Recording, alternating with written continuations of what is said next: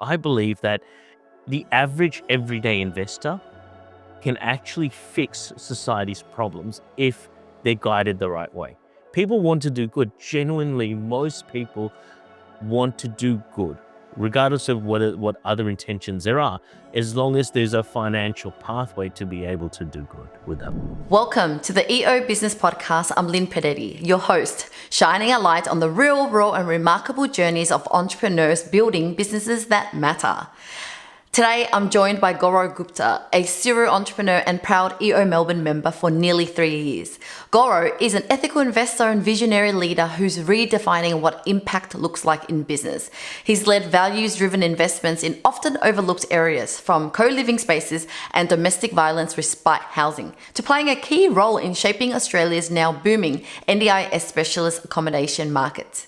In this episode, we dive into the realities of running multiple businesses, the mindset behind building ventures with purpose, and how Goro is raising the next generation of entrepreneurs, starting with his own kids. Now let's dive right in. This episode is sponsored by Outsourcing Angel, your partner for skilled offshore staff in LinkedIn marketing, lead generation, customer support, and more. As a social enterprise, we donate 10% of profits to charity and provide heart-centered VAs who go the extra mile for your success. Visit outsourcingangel.com. Hi, Goro. Welcome to the show. Hey, Lynn, how's it going? I'm good, and it was great to meet you in person recently as well. And now we get a chance to dig deep into your journey in business. So let's get started with a little bit about how you got started in the property business. Well, it was interesting. My dad was in the finance space because his friends kept asking him to recommend different finance options for him because he'd purchased so many properties. And eventually the bank said, "You're referring us so much business. Why don't you become a mortgage broker?" And then after a while, both my friends and his friends said, "Hey, you guys have purchased so many properties. What properties do you recommend?" And I said, "Hey, I've been through this before. Let's create a property, our own property mentoring company where we mentor." Basically started with friends and family on how to buy more property. And at that time I was working for a different person called, I won't mention their name, but I was working for a different organization that was also teaching people, but I found they weren't teaching people ethically.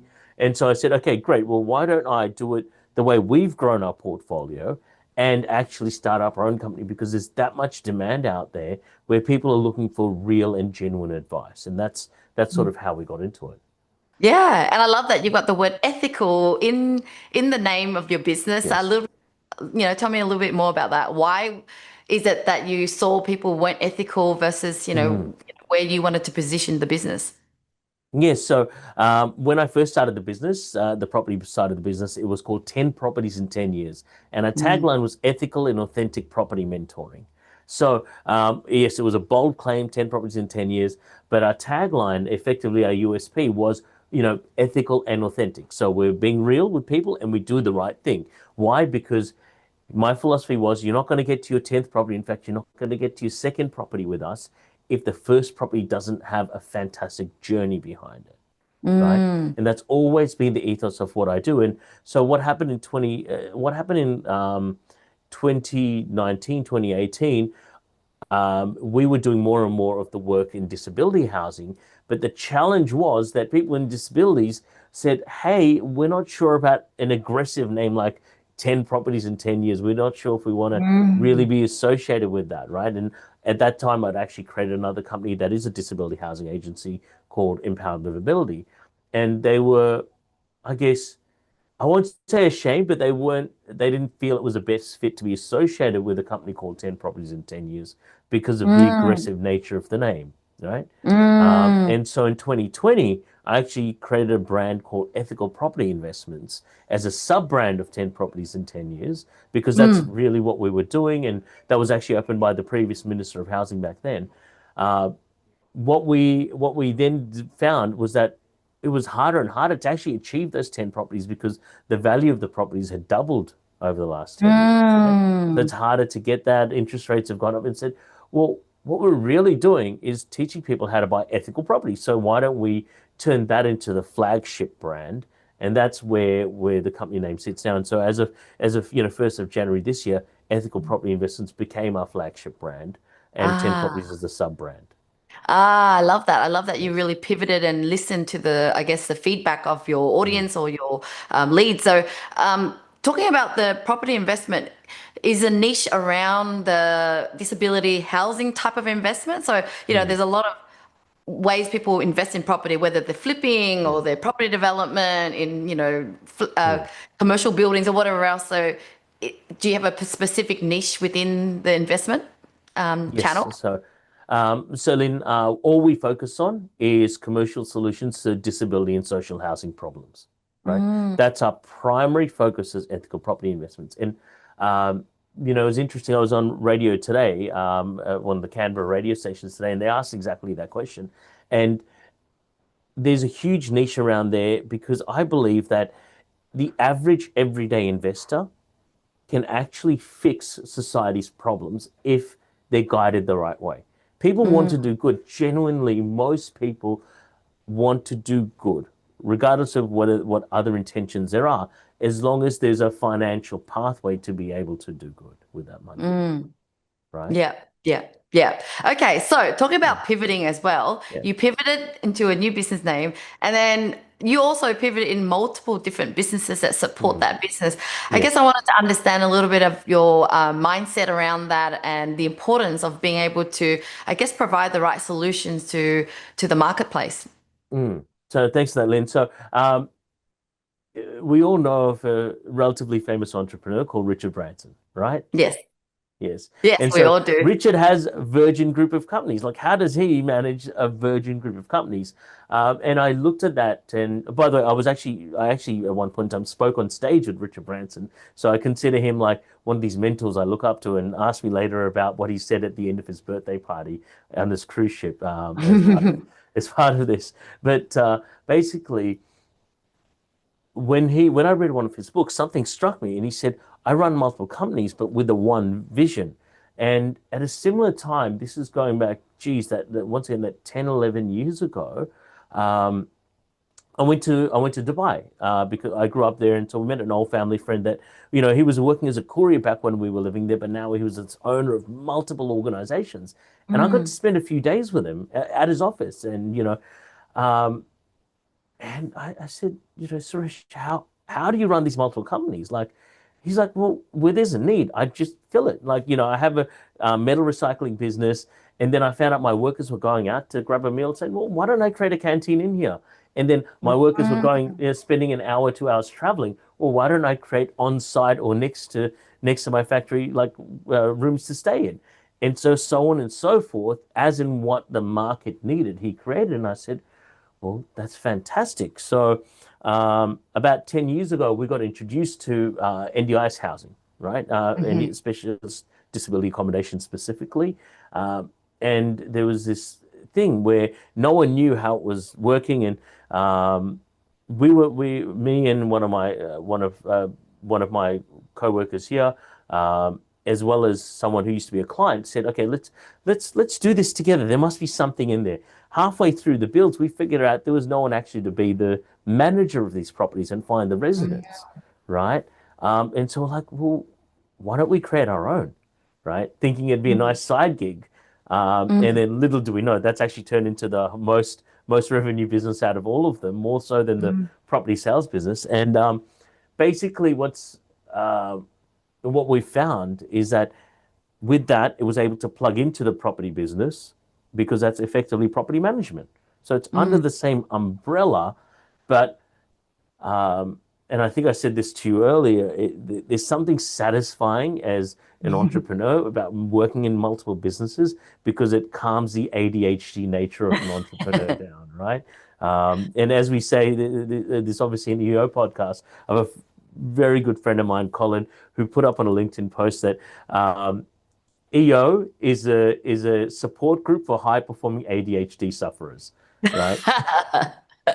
And so having these Funny. multiple businesses, even though they're the one vision, helps me satisfy that. Mm. So what are some of the lines of business that you've pivoted into? You've mentioned Mhm. two, the property one and I guess the management one. What other Yes. lines? You got So now. we actually started this off as finance as well. So I used to own a Yellow Brick Road franchise, and Mm. then we started up a education finance company as well, where we were doing finance for people who run courses like Tony Robbins. We actually working with. Mm. I actually wrote some of Tony Robbins' script. It was Yeah. really interesting. So part of his sales script was stuff that I wrote. I felt like a proud dad moment there. Um, Mm. but so there was the finance side of it that led to the property side and then the management side. I've recently, over the last, I'd say, 4 years, given up the finance side, even though I hold the finance degrees, right? Yeah. Because there's so many other moving parts, and as one grows, the other needs to contract, and there's only so much we could do, right? Yeah. Especially after having kids, it's a Yeah. completely Yeah. different world. Mm. And so I am looking at seeing, okay, what's next? It could be, for example, a community housing provider or a rooming house property management business that's associated with this. Um, and eventually down the track, maybe even a facilities or a maintenance management business associated with it all. Yeah. Yeah. And, I've started businesses in the past, and yes, I do have that ADHD thing too, I think. I'm not diagnosed, but I found that the challenge is when you're starting new brands, it's just like a new business. And it Yeah. kind of started to take me away from my main business. Shiny And object syndrome, right? and I eventually kind of end up closing some of these businesses. And I kind of now try to my best not to start businesses, but kind of start product lines within the same brand. So Hmm. I was curious, I guess, what made you decide to have different brands, different businesses, and what are some of the challenges in running multiple businesses at once? So the Great question. So I love the fact that you've done multiple product lines within the same business. I think that's a great way to go because starting a new brand is so resource intensive, right? You've got to Mm, go to brand, figure out what you're going to market, and as a owner, you've got to be there with your hands. You can't really leverage that off to someone else, right? You're not going to mm, leverage off creating a company to someone else. yeah. Um, y- y- um, and so. Uh, what I what I feel is that within the companies, they actually have different messages, even though they're in the same vision. So Mm, while you might go to a Knight Frank Real Estate or whatever Bell Property, they might sell property as well as manage them. What we're in is disability first in terms of a management agency that mm, really needs to the niche it attracts is not people who want to invest in property. The niche it has to attract are people with disabilities who have the correct funding, right? mm, It has to attract that. So the market perception has to be that. As such, I'm not even the face of that business, right? mm, Because my face goes into, and my niche really is as a and I was thinking about this morning. My niche is really in the entrepreneur part of being an entrepreneur, right? mm. There's three different archetypes, and we might go through them a little bit later. And so my public persona is ethical property investments, which is working with entrepreneurs to actually working with the average Investors. investor to Mm, help them divert their funds into something that does good for society and also helps them make a fantastic cash flow. Now, mm, I'm just going to rewind there for a little bit because there's within Empowered Livability, I've also got three business partners, including myself. That mm. also adds another layer of challenge, but that also means that Yeah. I don't have to be the face. But the three different business owners, um, if anyone's done Tony Robbins Business Mastery, and I think he got this from Michael Gerber, there's the artist, the person that loves doing what they do. They would do it for no money at all. So we Mm, have someone like that in Empowered Livability, which is the management agency. Her name is mm, Nicole. She loves it. She doesn't look at the finances. She doesn't look at any of that. She just says, I love doing what I do, and I do this for free, right? And mm, then you have the entrepreneur, which is kind of like my persona. Okay, well, like this is fantastic. Let's do it. Let's make this big. Let's make this bright. Let's make this bold, and let's make it profitable. Right? mm, That's where my niche sort of sits. And then we have Joe, who is the manager persona. So we have the artist, entrepreneur, manager, and the manager really likes managing the business and looking at, okay, are we following the rules and doing all the compliance sort of work. So mm. it's interesting we have those three personas, and not every business owner can be all three. Pick your lane, and that's the one you should stick to. Yeah. So you have multiple businesses because some businesses have different partners and different people running it, and they kind of carry different messages. That's right. How do you actually manage your time? Like, let's just say you have five businesses. Is it like a Monday you work on this business, Tuesday we work on another business, or is it Yes. kind of like, multiple things within the day?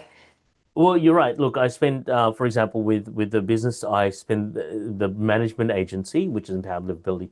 I spend 1 day a week in office, and plus there's another bonus for ad hoc work that needs to be done. So most of the time, it's 1 day that's dedicated to that business, and the rest of the days dedicated to the business that sort of brings in my personal lifestyle, etc.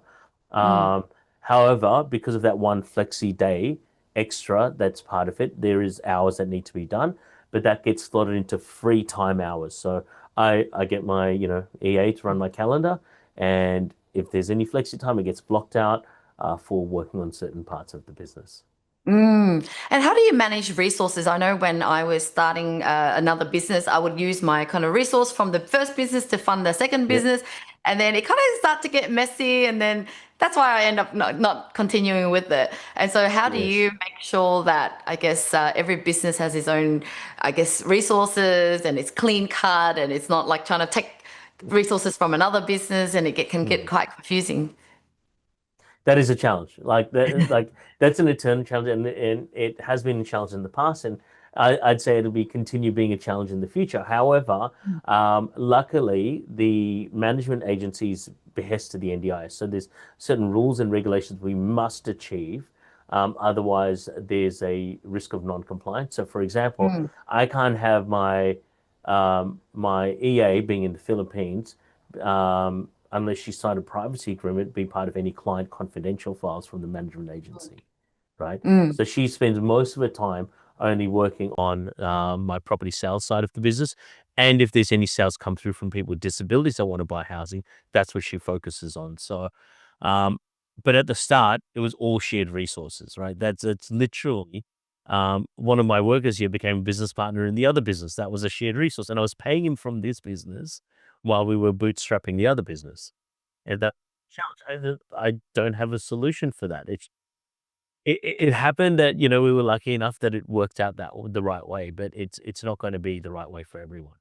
Yeah. I guess it is an ongoing challenge with, yeah, you're wearing multiple hats, different businesses. Then I guess your team knows you well and it's easy to kind of access that talent. Talk about talent. You mentioned to me that your EA, who was from the Philippines, kind of ended up being a key person to your business. Do you want to share a little bit of manager now, right?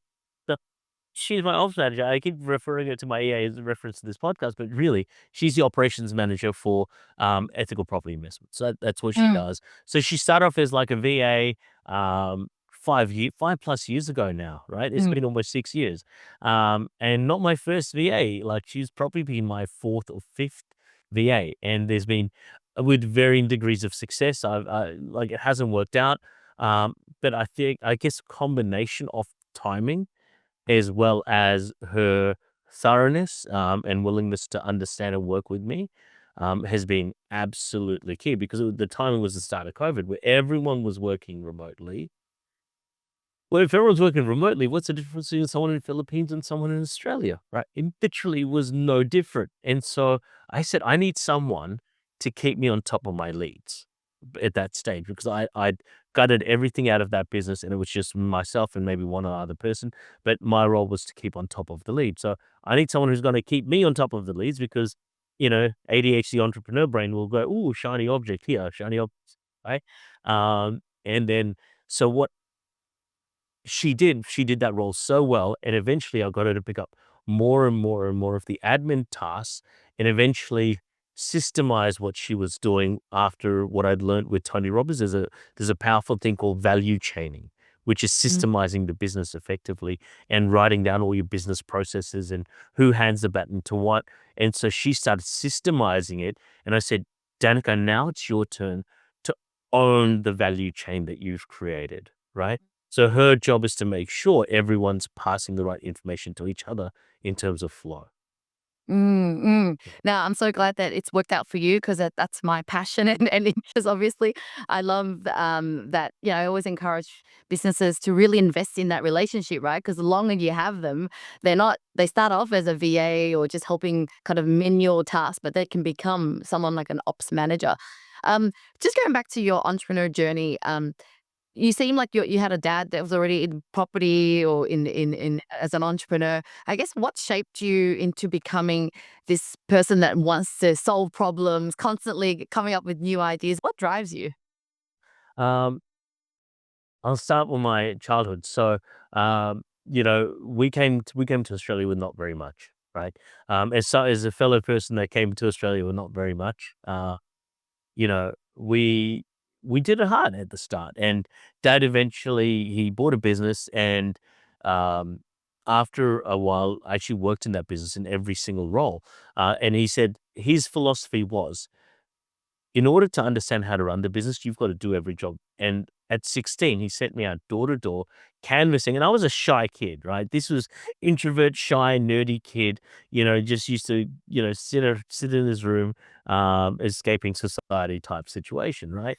And at 16, he made the bold decision to say, okay, do what may. You're going out on the road with these people during your holidays, and you're going to effectively canvass door to door, shop to shop, and selling paper rolls for cash registers and that, and then moving on to a technician role and this, that, and eventually at about, 17 or 18, I actually started up my own division of that business, focusing on more the computerized side of things, which is where my passion was. That's when I started up my first business. But that drove me to really start up and understand, hey, if there's a niche, here's how we fill it.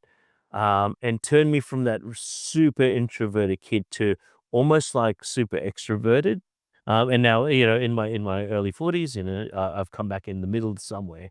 But that's really what the key driving change was, learning to go out in the world and accept rejection because they weren't rejecting, understand they weren't rejecting me, they reject their time, their product. It was a them issue, not a me issue at that time. Uh, um, and that was a really powerful understanding. And then at the same time, Dad had also, and if anyone's a father here or a mother listening to this, it's really important to give your kids the entrepreneurial education that they don't have at school. So he bought into a property seminar back in the late 90s. He spent like 50 grand, which is like 150 grand in today's money, right? Yeah. And he said the only reason he did that was not just for himself, but also to bring me along to those education courses and teach me about property and finance and entrepreneurialism and business courses. So I got a good feel around that education outside of school and really thrived under that. Yeah. No wonder why you're a Tony Robbins fan and, investing in all the courses because you've seen a really great example. So who would you be taking to see your kids? You've got kids right now. Who will Mhm. be the first guru that you're going to take them to watch? Um, Well, well, Preet already knows Uncle Tony, right? And so we live in the virtual world now. Most of TTR's events are run virtually, so he gets to sit in them and watch, right? That's already kind of been done with the eldest. The youngest, she's just over 1, so she's starting. The eldest is 4 and a bit, so he so Tony, for example, is one that we've already into, but Mm. I think it's really important when we're talking about people like Tony Robbins, Richard Branson, everyone. These are all human beings. They've all got Yeah. their own flaws, and it's really important not to put anyone on a pedestal. And I work with Tony Robbins as a senior leader, so I work behind the scenes as well. And it's important because if you put someone on a pedestal, invariably they will let you down. But that's a you fault, not a them fault, because we have to Mm. remember they're human. They're gonna have shit going on, right? Just like we're human and we have shit going on. We're not perfect, so we can't expect others to be perfect. So it's important to get learnings from different people in order to figure out where you are. And I guess, um, you know, right now he's at that stage where he can absorb Tony Robbins. When he's older on, maybe Sadhguru or someone like that, as in when he progresses. So he's get different flavors of what suits him. Yeah, yeah. Well, being a fan of personal development, and you probably agree with me, but business is a journey of personal development. We're learning and growing all the time. I guess looking back at your journey in business, how have you evolved as a person? What do you think you've gained by being in business? What kind of, I guess, new traits about yourself or new skill set have you gained from being in business up until now? Geez. Learning how to live with almost learning how to ignore anxiety, still living with it, understanding like the stuff's still there. And there's always something in every business that's going wrong that like the only anxiety people really have in a job is, am I still going to have a job tomorrow? The Mhm. anxiety in business owners is my cash flow going to be fine? Are my employees doing the right thing? Am I going to be in compliance? What does the market think about me? Oh shit, I hope I don't get on this for the wrong current affair for the wrong reason. Like all those things are in an entrepreneur's brain at the same time as operating a successful business. And like, there's a reason why, what is it, 95% of businesses fail in the first 5 years? It's because holding space and understanding you got to move on despite that anxiety is a very different mindset, right? That's not for everyone. That journey's not for everyone. Yeah. Um, I'm glad more and more people are doing it now, but it's certainly one of the major things that I think I've Yeah. been a business owner. So it sounds like it made you more courageous to overcome challenges. I love that reframe. Thank you. Yeah. Yeah, that is very perfect. Well, this leads me to understanding about EO. What made you decide to join a community like EO? What was missing, or what did you want it to gain when you were exposed to EO? Well, business is a lonely game, right? As a business owner, you can't speak to your friends that you grew up with about stuff that's going on because they've got jobs. They're job owners, right?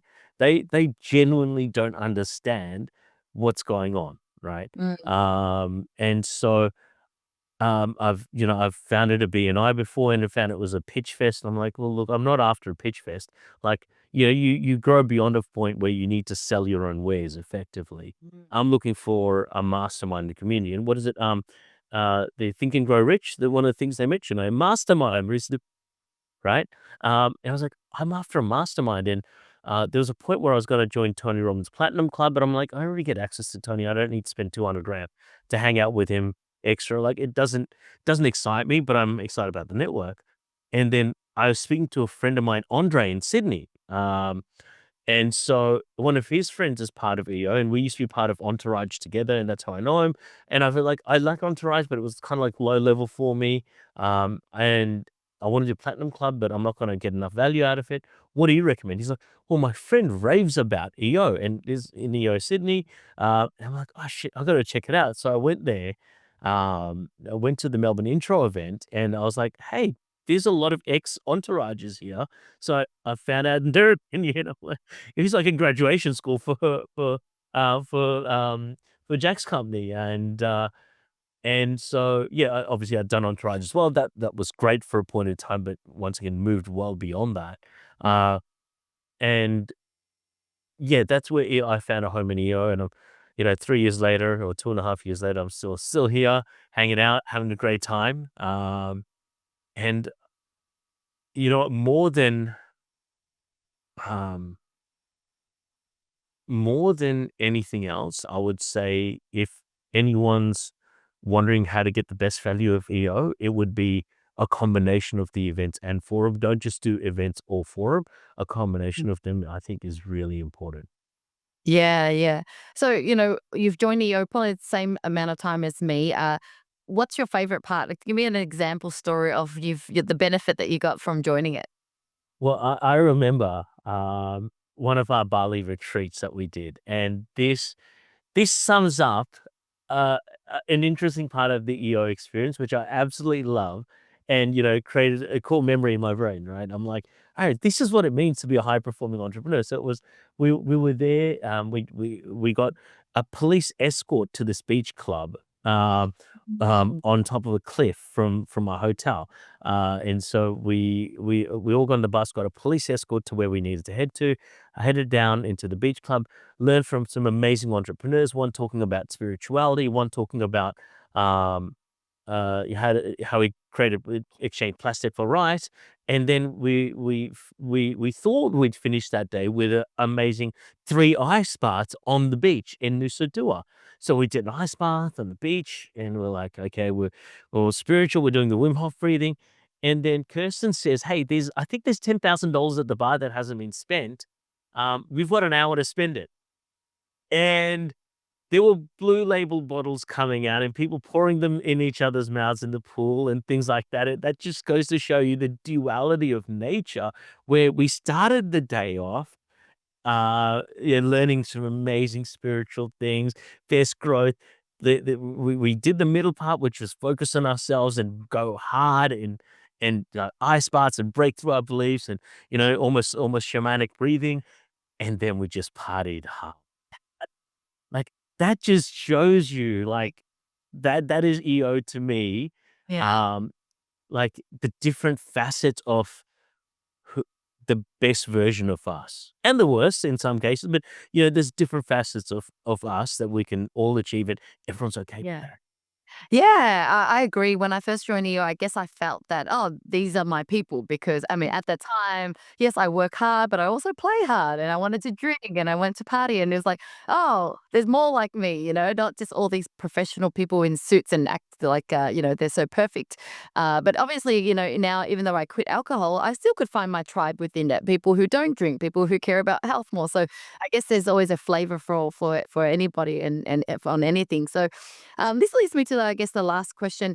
With all the businesses that you're running and, constant progress and learning and personal development, what do you ultimately want to leave behind, or what's the impact you want to make on this earth before you move on? A lot of people want a definite impact. I want to leave this world a better place than when I came in, right? Mm. Um, and beyond that, leave a lasting legacy that goes beyond through generations. Like, that's what it is. And of course, we can drill that down into how, but I think the how is where people get stuck. It's more the why that's important. Um, and for me, that why is just, there's a deep need for, I guess, for lack of a better term, my soul, to leave this world a better place, because that's our responsibility as human beings, right? So yeah, that's that. What is that? Well, thank you so much, Goro, for your time today. I've learned so much, and I'll definitely be putting all the information about your business in the description below this video. But thanks again for the opportunity to speak with you today.